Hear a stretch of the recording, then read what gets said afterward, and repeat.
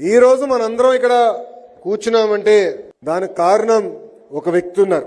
ఆ వ్యక్తి పేరే గౌరవనీయులు బివి మోహన్ రెడ్డి గారు.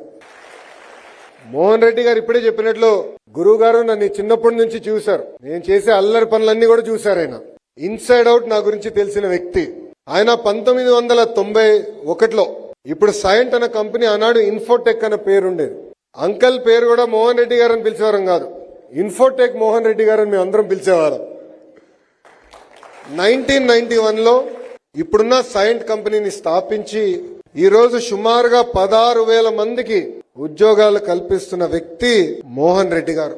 కేవలం మన దేశం, కేవలం మన రాష్ట్రం, మన దేశమే కాదు, 22 దేశాల్లో ఈ రోజు సైంట్ కంపెనీని నడిపిస్తున్న వ్యక్తి మోహన్ రెడ్డి గారు.